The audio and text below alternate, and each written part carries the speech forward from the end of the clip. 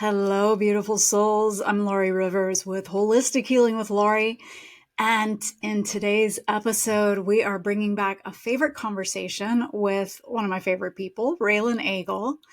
And our topic here, we're going to be talking about the theme of crash-free holidays for long haulers and people with ME/CFS, so it's chronic fatigue syndrome. And I decided to revisit my talk with Raelan, because both of us talked about some real life strategies from our own personal journeys. And we give practical advice on how to celebrate the holidays, to stay crash free and to stay in tune with our bodies, but also because Raelan shares this beautiful, poignant reminder for parents about what really matters to kids during this season. So, without further ado, please enjoy my conversation with Raelan Agle in today's episode. Welcome, Raelan. Thank you so much for being here. Thank you so much for having me, Laura. It's an honor and privilege to be here. I appreciate you inviting me. Thank you. Yeah, definitely. And I have to admit that I didn't know until fairly recently that you grew up with a parent who had ME/CFS. I'd actually like for us to start there. I have students and clients who are parents who have ME/CFS, and I know that not being able to be there for their children in the ways that they want to be, especially around the holidays, is just so difficult. And it's just heart wrenching to hear them talk about it. So, from your perspective as the child whose parent had ME/CFS, what was that like for you during the holidays?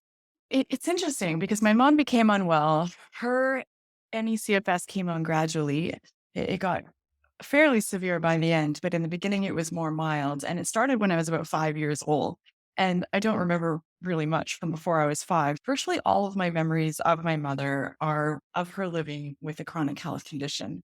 So I think as a child, some things become normalized. You only know what I felt frustration around it sometimes, and I didn't totally get it. But for the most part, I would imagine that her perspective of how it was impacting me versus how it actually was, there was a big gap, a big disparity because it was just normal. She was just my mom. I loved her. We had our traditions, our all the great family stuff, and I didn't feel as a child like I was somehow disadvantaged because of it.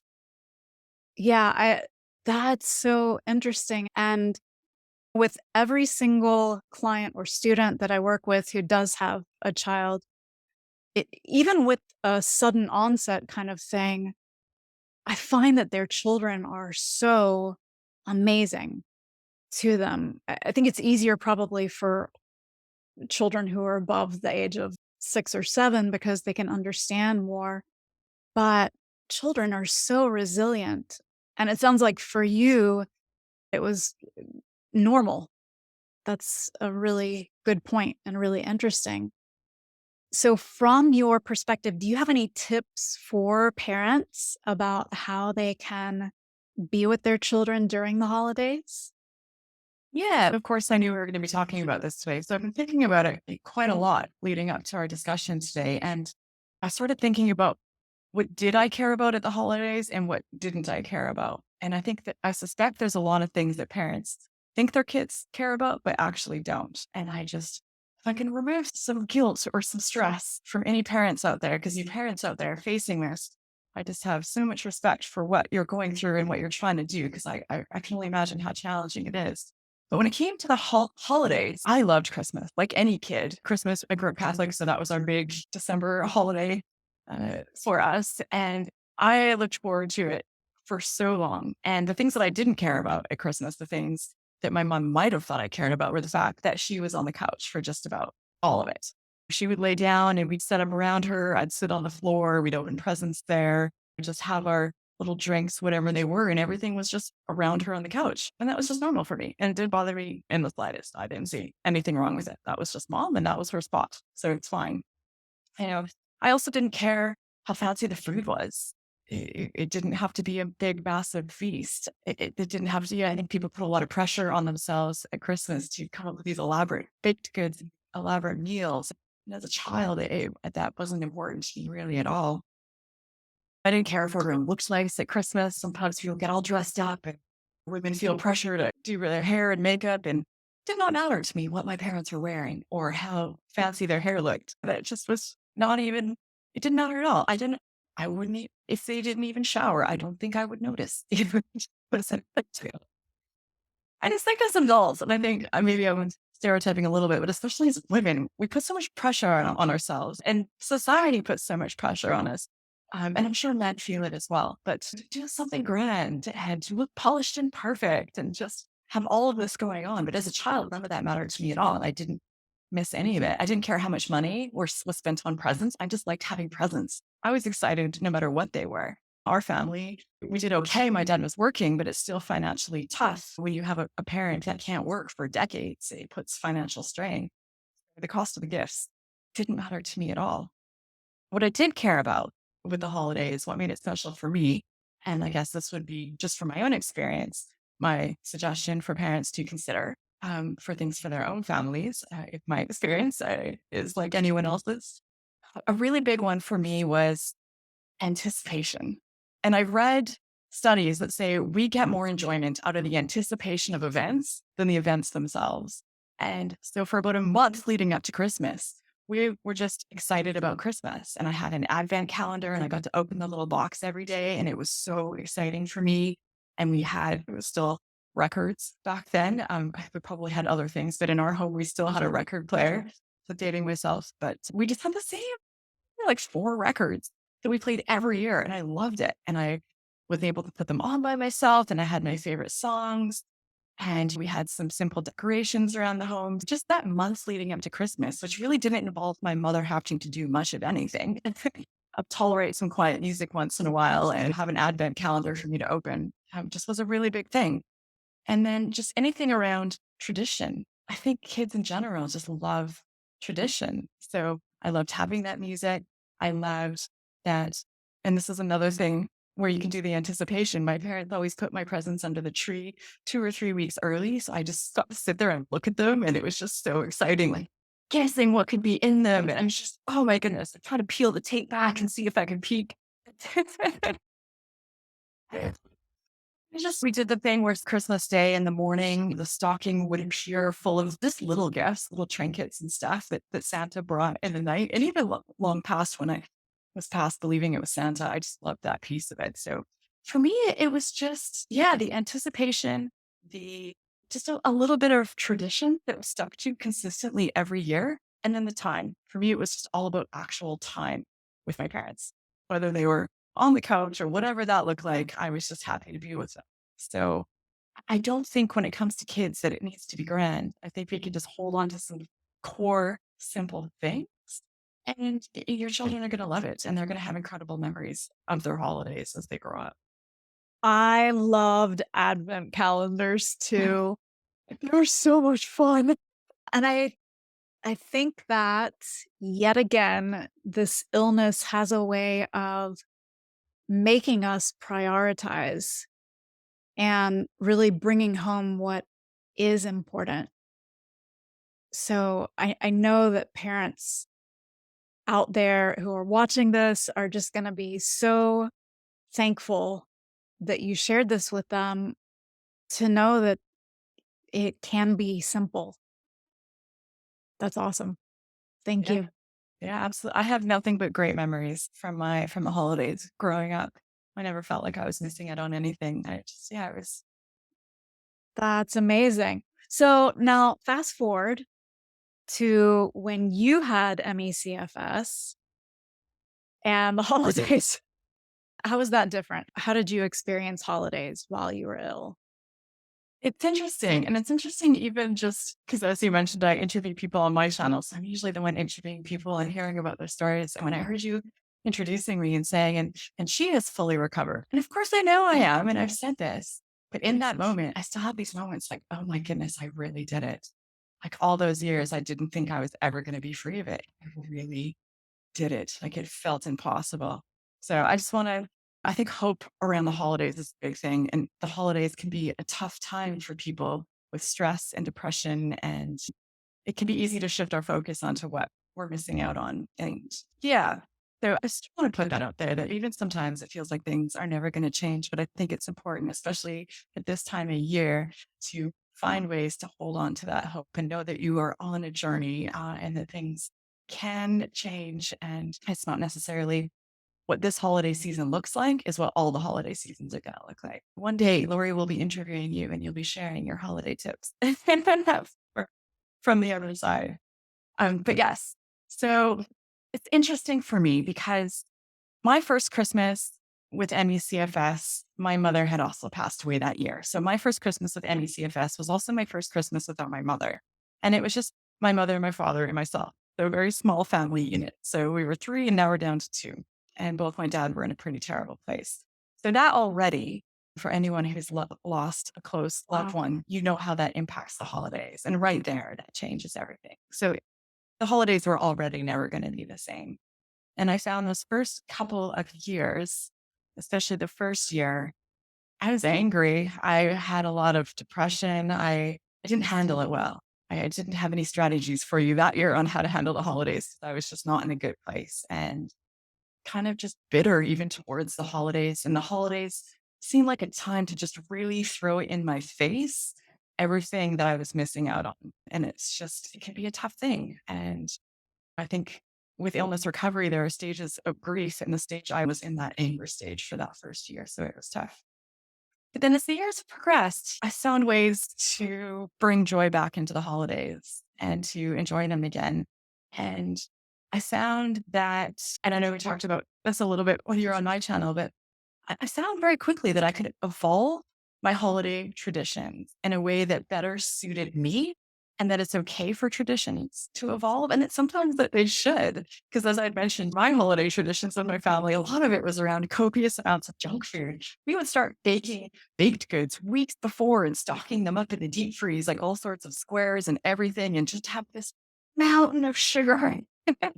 That was just out for the whole week. And we would make boxes to send to people, and it all felt very well intentioned, but it's not the healthiest thing. So I started thinking when I could attend events, what can I bring that's a healthier alternative?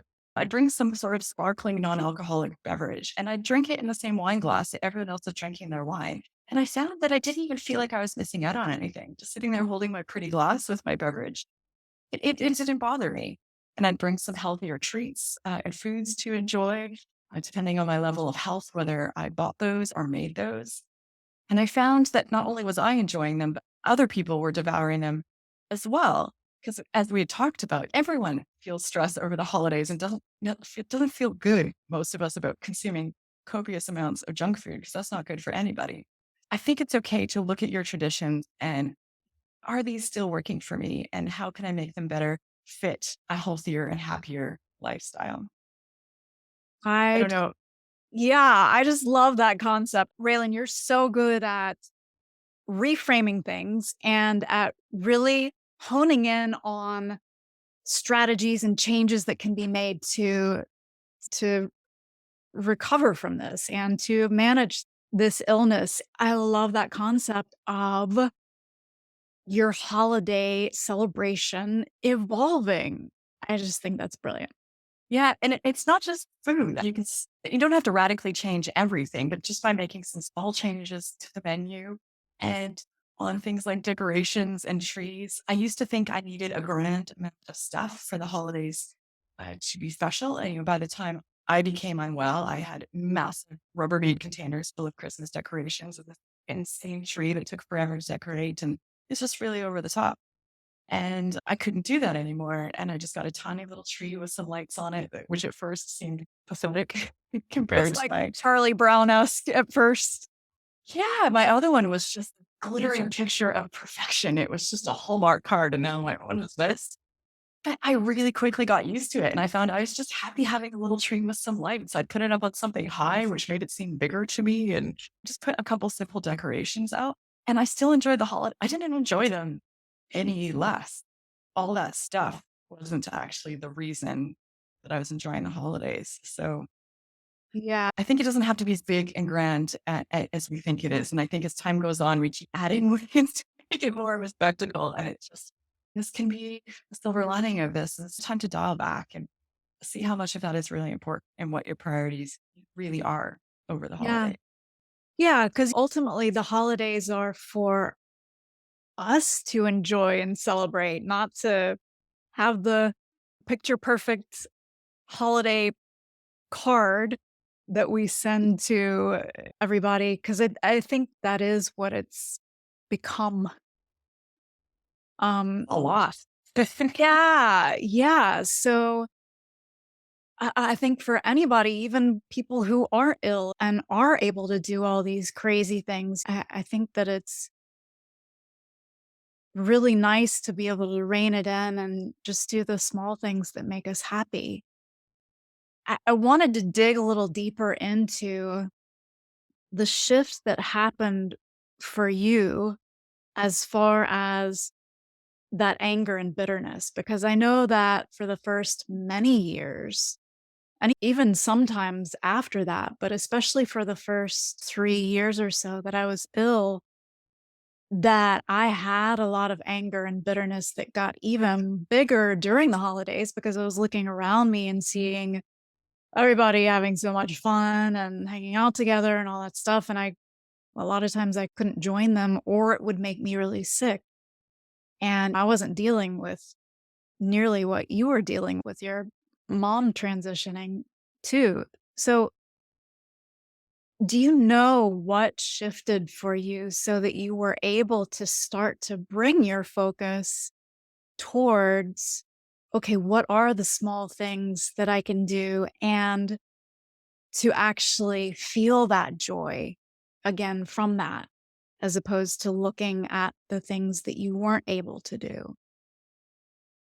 Think for me, it was a couple of things. And I think the first piece of it is just that grief process that I went through that we all go through. It doesn't look the same for everybody, but when I look at mine, it very much resembles, is it, I think it's Elizabeth Kubler-Ross. I hope I'm crediting the right person, but the denial, anger, bargaining, depression, acceptance, that very much, mine was actually quite linear in that order. So I just, as time progressed and I moved out of that anger stage and depression, got to more of a place of acceptance. And one of the things that happened during that time or that helped me, I think, to get there was just getting over, I had massive FOMO, fear of missing out Yeah. on anything. I Yeah. wanted to be at every party, every celebration, every person who invited me for lunch, I wanted to go. I wanted to do it all. Totally. And it felt so devastating at the beginning, like to miss out on a holiday celebration of some sort. It just felt such a massive thing. And in time, I realized it's not. Like these things are happening year after year on repeat. They're not as big and special and one off as they feel in the moment. And I find every once in a while, I would just sit out these celebrations and then within a day, I'd forgotten about it. It's not like I was sitting there ruminating over what I missed out on and, depressed for days or weeks. So yeah, I think it was just a natural moving into more of an acceptance stage and realizing that I didn't have to be at every event. Yeah. And it wasn't as important as I had thought it was. Yep. Yep. That's great. I know that part of what happened for me was that I felt like I was going to be forgotten. I felt like I was just going to disappear. And I think that was something, I think that's a big thing to come to terms with because I also finally realized that because I think every once in a while people were like, "Oh, it's great to see you at the party or whatever." And I was like, "I wasn't there. That's you're imagining that." So I think for me at least I started to realize that that wasn't the thing to be focusing on. Again, it was taking a look at the long-term view of, okay, eventually I do think that I'm going to get out of this and I'm going to be able to hang out with those people again. And I think to some extent we are forgotten if Yeah. you're not there because I don't think people pay as much attention to us as we think that they do because we go through life with something what they term the spotlight effect. We think that everyone is so hyper focused on everything that we do and that our life is so important to them. But It's really not. Whether we come, whether we don't, I'm sure our close people in our lives would prefer for us to be there, but it's just, yeah, people are focused more inward and what we do or what we wear when we show up or how long we stay, if we leave early, all those, if we drink alcohol or not when everybody else is. I don't think anyone's paying as close attention to all of that as we think. So I think it's just, don't be afraid to have your own boundaries and use timers and keep that focus on your health routines. I know it's way more challenging over the holidays, but keep thinking about sleep and rest and the things that you're eating and pacing. With the holidays, there's something I used to use that I called the bookends pacing system, but it was just thinking, having a conscious plan and approach to what's happening immediately before and immediately after a high energy activity. So make sure you're resting leading up to it and make sure you don't have anything planned after it. And depending on the level and severity of your health condition, that's going to vary. Some people might need to take half a day before and after to just really get some real rest. For some people, it might be a week before, a week after, but just being aware of that and using timers. Like you had said, you use a timer at holidays, and I think that's brilliant because it's easy for us to say, I'm going to go and I'm going to stay an hour or however long is a good time for us. But it's really hard in the moment to pull yourself out and have those tough conversations with people like, I know we're in the middle, but I'm going to go.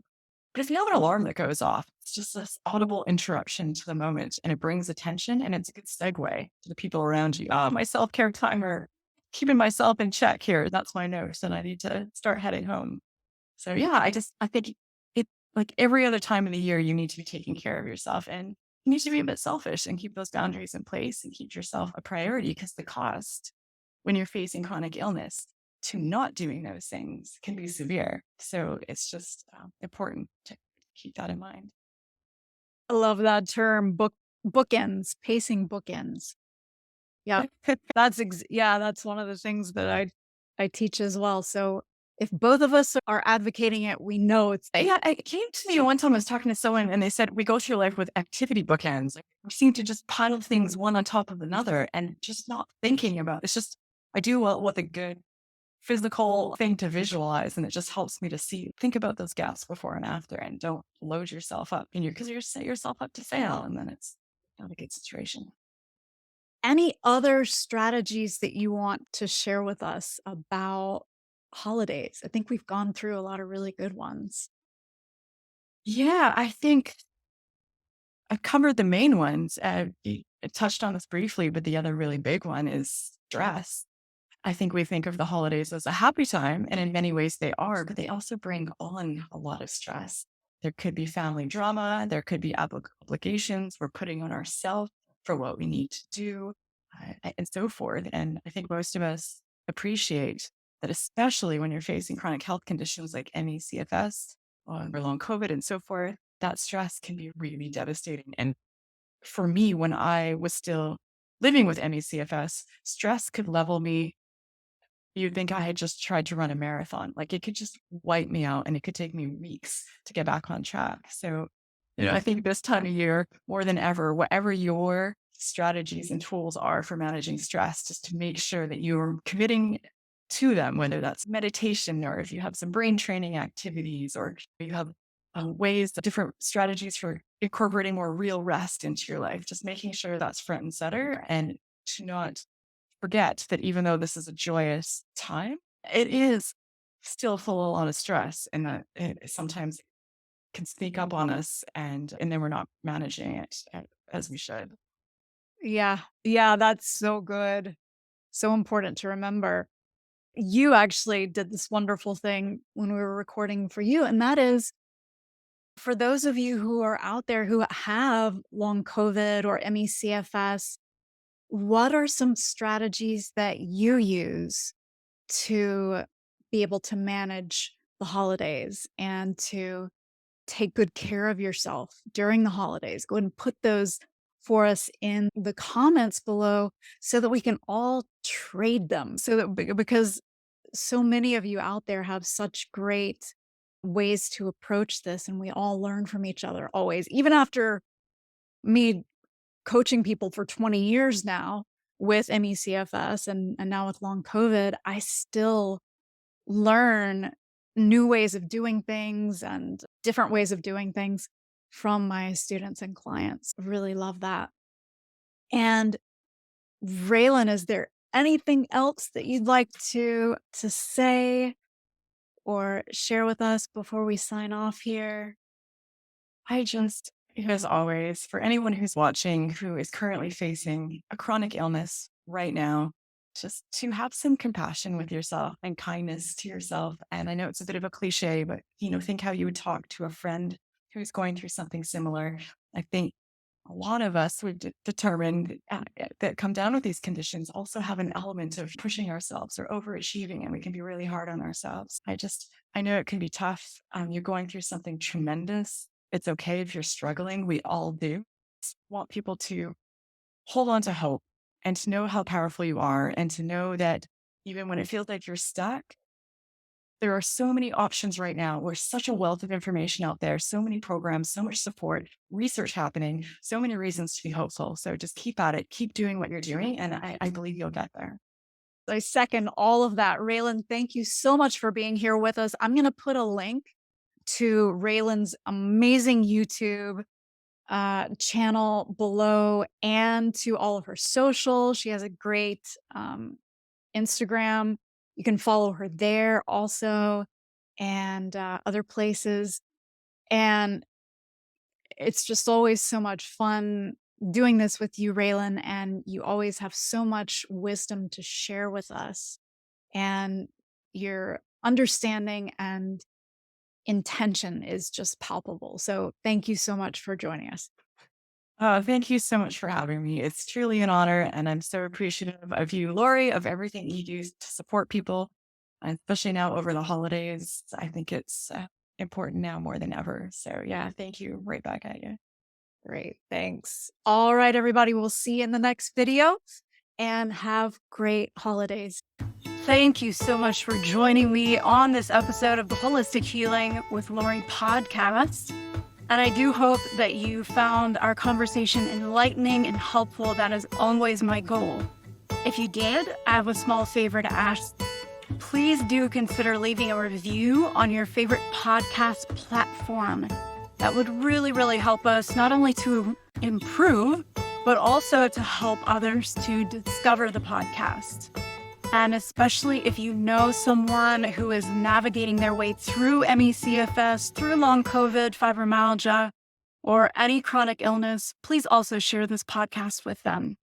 My mission is to reach as many people as possible, to instill this feeling of hope and help, and to share the insights and strategies that I know really work to help them on their healing journey. And just remember that you're not alone in this. We're in this all together, learning and growing and healing. And I'll see you next time.